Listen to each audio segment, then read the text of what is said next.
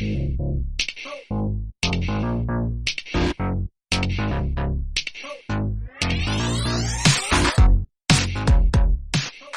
what was the idea behind this one? The top 5 characters we met on Snap. That's right. I always like to pride myself on knowing a lot of Marvel characters and a lot of obscure Marvel characters. There were actually a couple characters that I thought had been created exclusively for Snap. Yeah. And then later found out, no, they were in comics. They have been around for a little bit.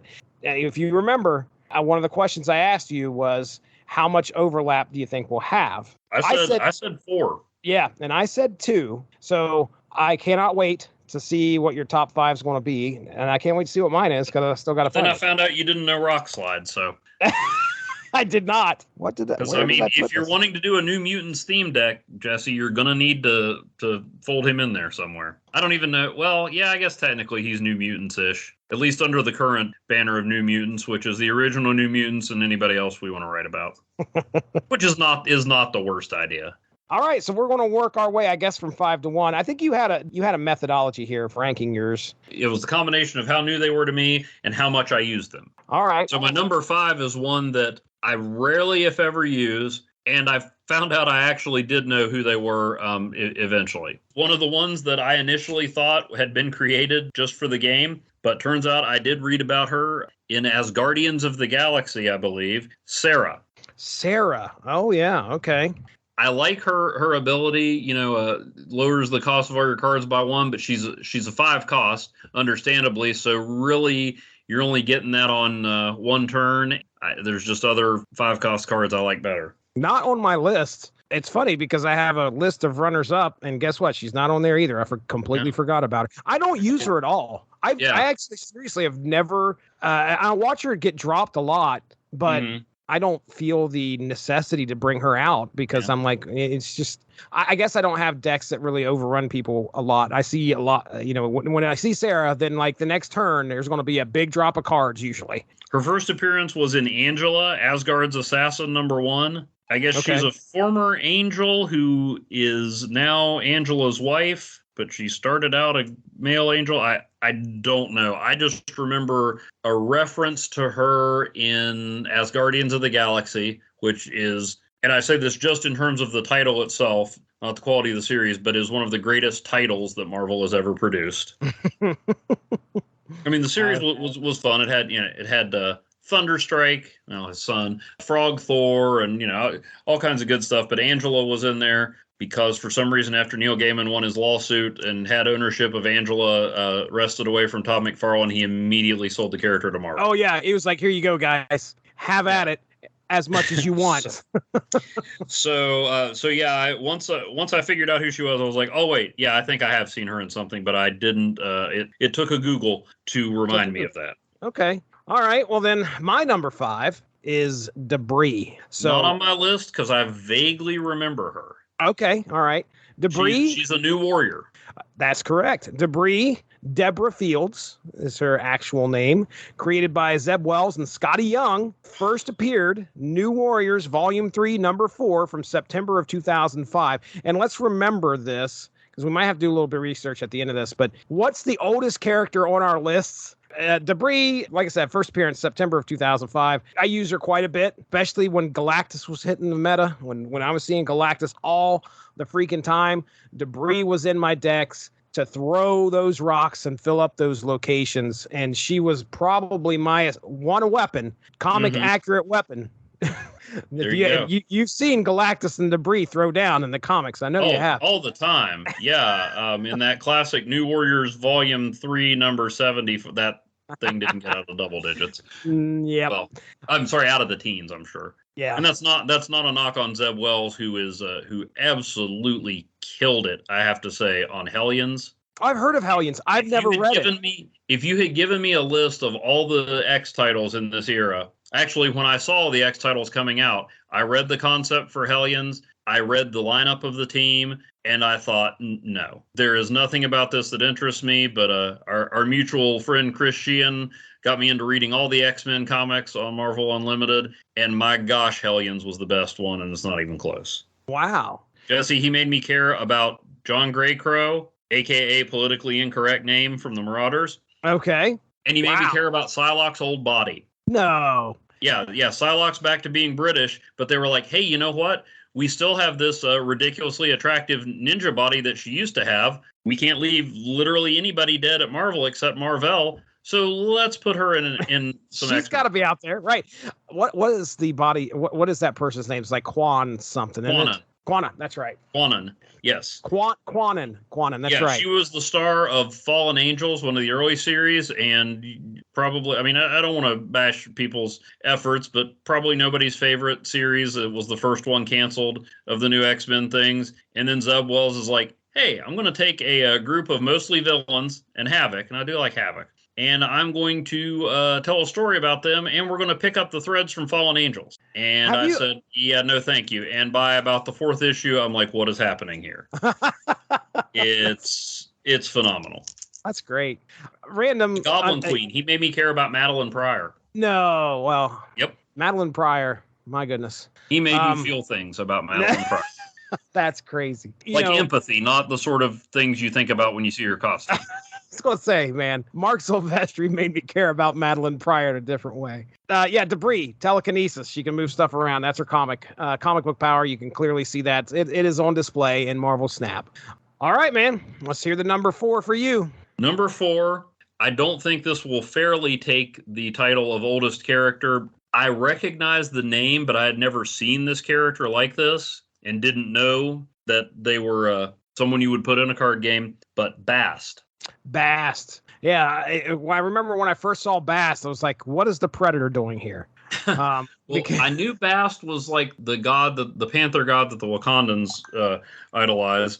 So I knew of it, but I had or of her, I guess she's female, but I had never seen her in that form. Now I was looking up some stuff. The Marvel Fandom Wiki lists her first appearance as Fantastic Four number 52, which was also Black Panther's first appearance as a totem. And I've heard references to her, and I guess even in Christopher Priest's Black Panther, when the Panther gods show up to slap Mephisto around, technically one of them is Bast, or Bast is in there. But this form, I didn't totally track down. I think it's from Ta-Nehisi Coates' run, because I saw some references to her and the Intergalactic Empire of Wakanda. So I'm guessing that's where she showed up, but I haven't finished that run, and I'm trying to learn, that you can't read everything.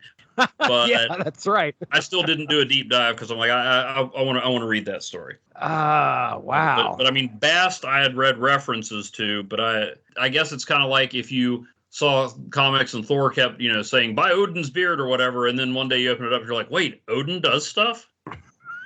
Right. Bast wasn't one that I used a lot until recently. I especially with some of those Gambit decks, where I was using like Gambit and Mystique, a lot of Wong and a lot of low cost cards. There's a good chance if you get Bast out there early, you can bump everybody else's stats up to a 3. Right. That is going to be the oldest one according to my list anyway, if we're counting Fantastic Four 52.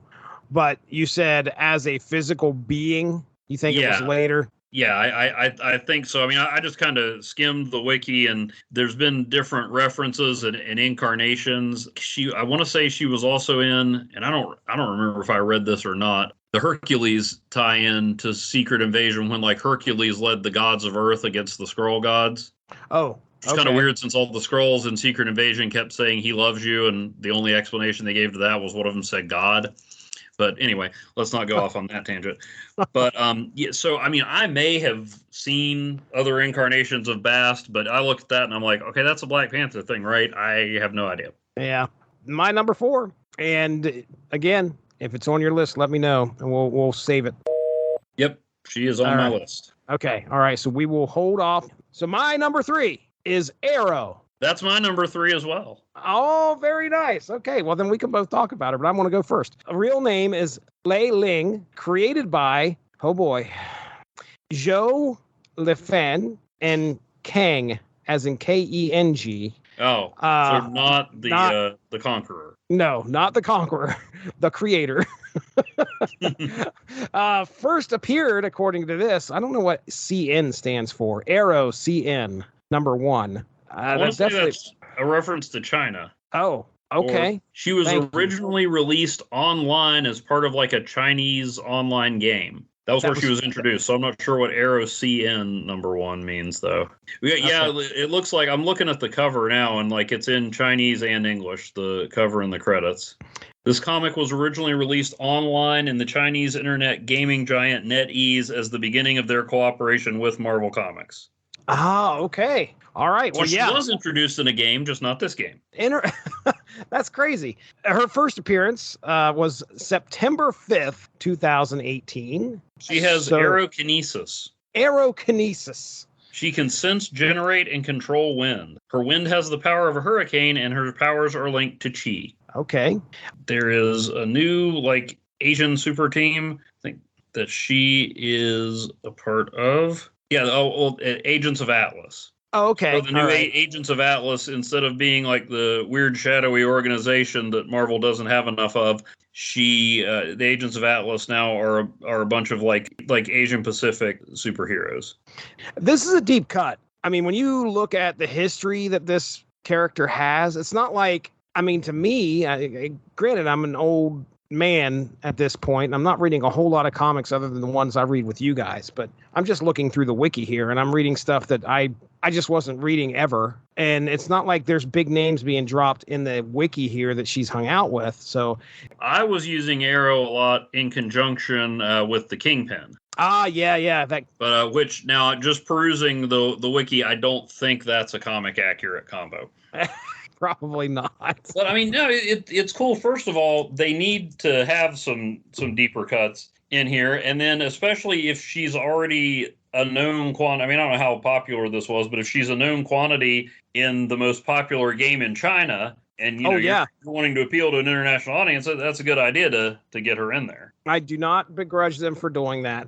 There were a trio of characters that Sarah, and one other coming up that I thought were created just for this game. Well, there we go. I honestly wouldn't mind seeing another character. I mean, an original character dropped in this game. What would you call him, though? Him or her? I don't know. I'm just saying I wouldn't mind one. I didn't think this through, Jesse. With these ambush questions. Well, I mean, you got to make it like Snap related somehow. So Snap per car. No, wait. Wait a second now. My number 2 is Null. Oh, okay. Nowhere on my list. He wasn't around when we first started playing, I don't think, or at least when I first started playing. He ends up getting dropped a few times on me. I'm like, what is this crazy looking character? I had no idea, no clue who it was. Mark and I talked a trilogy of books, and one of which was Silver Surfer Black. And it was a great book. And that was the first time I ever read anything with Null in it. His first full appearance, according to the wiki, Venom Volume 4, number 3. So that came out in June of 2018. Okay. Retroactively, according to this, his first appearance was Thor, God of Thunder, number 6 from March of 2013. I don't know what retroactively means. I don't know if they mean... Is he tied to All Black, the Necro Sword? You're probably right. Yeah, now I am finding here the symbiotes turned on Null and trapped him at the core of the throne world, rebranding themselves Clintar out of their word for cage. Okay. All right, so that... Yeah. Okay, Null created a sword of living darkness, the All Black, and that is, I believe, the sword that Gore the God Butcher used. So that Thor issue would have been probably right at the end of the God Butcher storyline. You're right. That's right. One of the very few Thor stories that I've actually sat down and read. Well, and let me just tell you, though, check out some of the old Thor stuff. We're going through the Eternals saga with Billy D. and Ed Moore. Yeah. I'm not a Thor guy either, but those old Thor comics are fun. That's great. Plus, you go back to the stuff right before it, and you can meet our old buddy Red Norval. Yes, that's right. Red Norval. He needs a snap card. Yes, he does. But it would probably be like a 0/0 destroy this card upon playing it. Just another way to get death down, I guess. Or if anybody plays Lady Sif, he's immediately removed. The whole Venom storyline leading up to Null seemed to be Marvel's strategy for finally making Venom stand on his own. Because I remember when they were doing a Venom movie without Spider-Man, I'm like, how can you tell Venom's story without Spider-Man? Donny Cates and Venom, I mean, he made Venom the central part of an event, and Spider-Man was in it, but you don't need Spider-Man for that story at all. And the spider symbol was actually a dragon that they just adapted a little when one of them got made into Spider-Man's costume. Wow. And even in Silver Surfer Black, I think he rides a dragon in that. Yeah. Null's all about the dragons. King in Black it's like all the Marvel crossovers. There's the core storyline that's big and sprawling and sometimes skimps on the details. And then there's some regular issue tie-ins and some one-shots or limited series. And some of them are good, some of them are bad, and some of them involve Iron Man and Doctor Doom teaming up to take on a venomized Santa Claus. Okay. I'm just kidding. That one's actually in the good category. All right. That's interesting. Oh, man. A venomized Santa Claus. All right, man. My number 2 was Wave. Okay. All right. And Wave was the third of the triumvirate of characters I was convinced were Snap originals. But her first appearance was in 2019's War of the Realms, New Agents of Atlas, number 1. Pearl Pangan is her actual name here. Created by Greg Pak and Lenil Yu. I'm right there with you, buddy. I think I had her at number 4. She'd been around for a while, I think, in the game, but I'd never used her at all until, of course, we started seeing... Wave Herald of Galactus, yeah. Sometimes even when she's in my deck, she brings Galactus for the other player. Oh, yes. She's also a good way, if you don't have Sif handy, to get Agatha out of your hair. That's true. I've seen that happen. So that was my number 4. That was your number 2. I'll go ahead and lay out my number 1. There's only a limited number of characters, Jesse. They're not infinite. They're not infinite. But number 1 could be Infinite. Yes, sir. Yeah. Okay. All right. So I think Infinite is coupled upon the fact that I'm playing a game and I'm like, okay, I've got this. I'm doing great. And then out comes a 20 powered card of something I've never seen before in my life. I'm like, how is this a Marvel thing? What is this thing?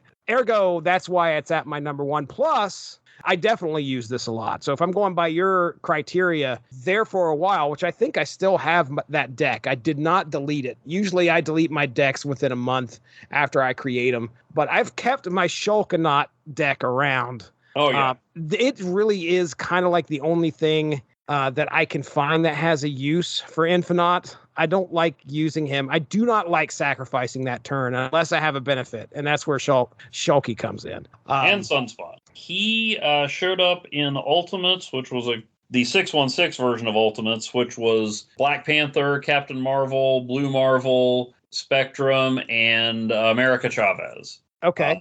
I had dropped that one before he showed up. A mysterious being who has tried to access this plane of reality several times. I was just looking at something that mentions that he appeared in Mighty Avengers, which I did read and went back and bought all the issues of, but apparently that was an earlier manifestation of him. So it's kind of retroactive, like what we were talking about with Null. Yeah. Okay. So he actually appeared in Mighty Avengers, and then I guess he was in the Ultimates when they crossed over in Civil War II. That Inhuman that could tell the future, Ulysses, he warned Blue Marvel that the Infinite was coming. Or as I keep trying to call him, the Imaginaut, because when Mark Waid was writing Fantastic Four, the intro always described them as Imaginauts. What I found crazy about the Infinite is that, okay, he was also known as, I think they have him down there as an alias as Macronaut.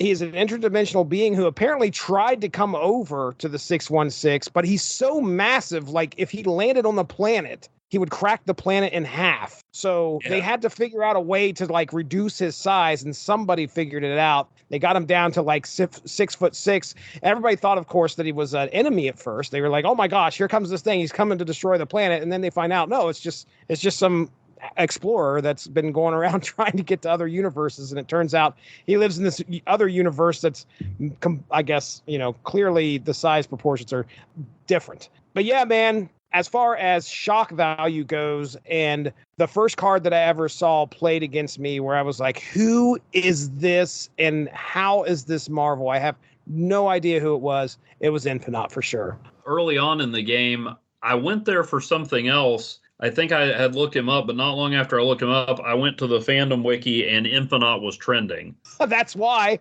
That's gotta be why. Oh, absolutely. It's gotta be why. Nobody knew who it was. it would have been fun to go and kind of look at how many appearances these characters had, because I really wonder about Arrow. Infinite, let's take a look and see how many appearances they have on Marvel Fandom. 5 appearances of Infinite. That's a deep cut. But I would like to go back and read those, not only for Snap, but because Al Ewing wrote those, and Al Ewing's just been killed lately. I've really wanted to read Immortal Hulk. I've heard so many good things about that. I wanted to dislike Immortal Hulk, but it was too well done.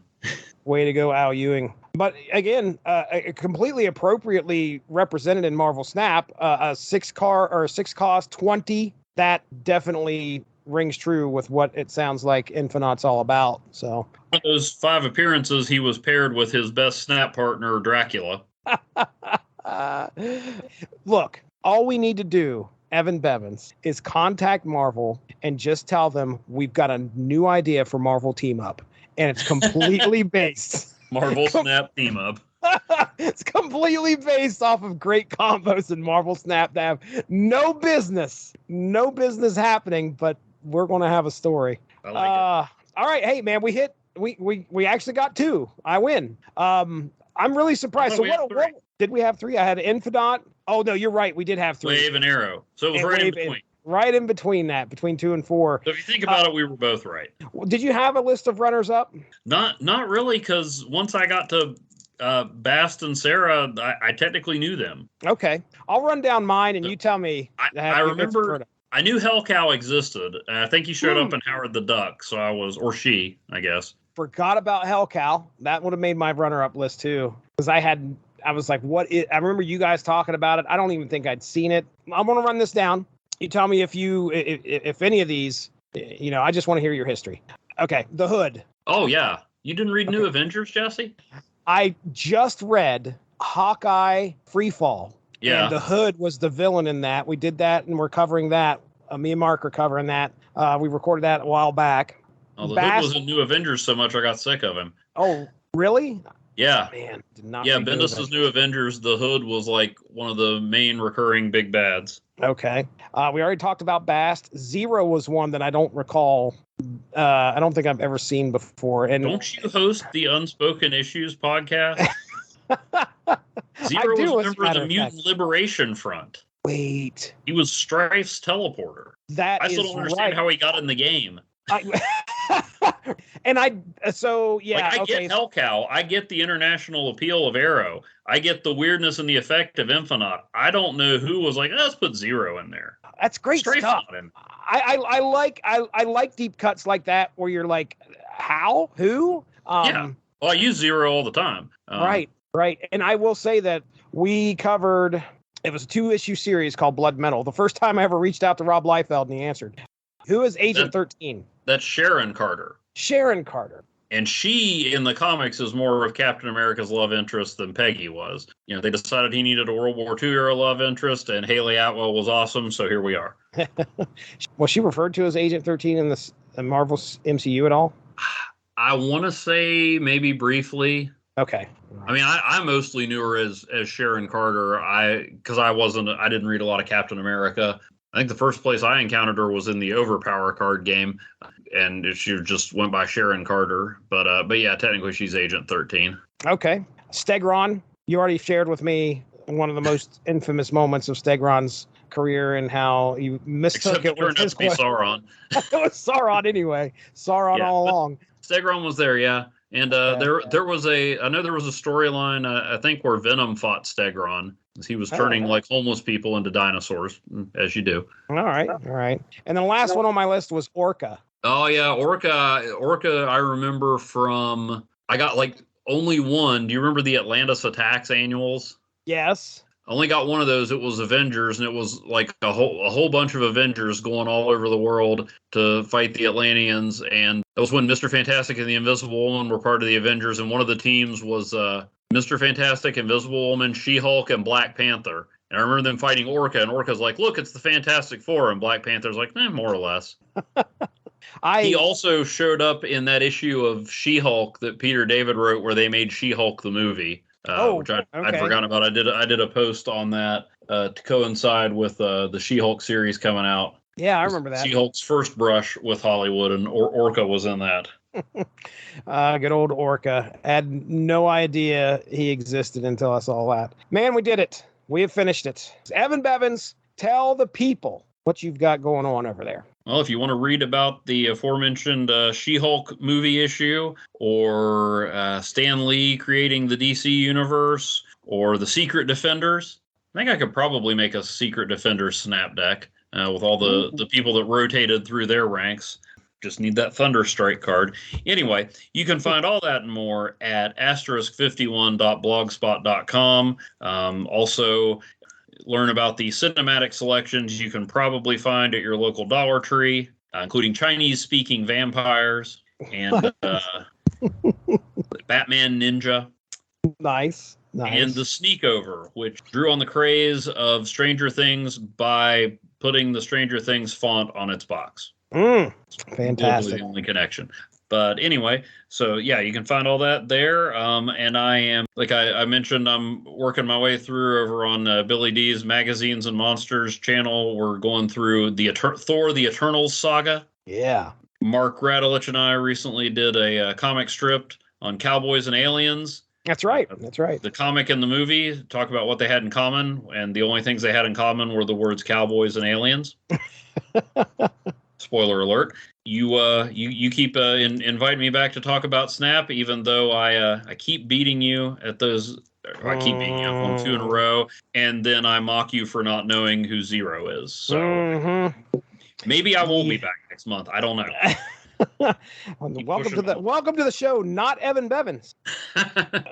I will say, just to kind of tease people out there, our next discussion most likely will have at least a little bit of discussion about Conquest, which was a game mode that dropped recently. And look, on the unspoken issues front of things here, on Monday, we are going to be releasing myself, Evan Bevins, and Chris Armstrong talking about the Ultraverse launch titles. So that's what you can look forward to on the 90s focused comic podcast, Unspoken Issues. As for the source material side of things, Mark Radulich and I just finished off our trilogy of metal-based comics based on metal bands. Our next trilogy begins the 10th of July, and here's the first book. The first book we are going to look at, and Evan Bevins, I want you to read it at some point. Don't listen to our podcast. I want you to read the book first. Oh, I usually don't. Okay, I know you're a guy that likes to read the stuff, but don't get spoiled. This was one that I was like, I don't want to spoil anything for Evan at all because I know he would love it. Avengers Defenders Tarot. Oh, yes. It's fantastic. I had a lot of fun reading it, and Silver Surfer Black is on the agenda on the 24th of July. And then rounding out that trilogy would be our August 7th show of source material, which will be Hawkeye Freefall, which was mentioned here earlier. See a lot of Hawkeye and talk a lot about the Hood. So, all right, well, for Evan Bevins, I'm Jesse Starcher. We'll talk to you soon. Thanks for joining us. We'll talk to you next season. Have a good one. Bye-bye.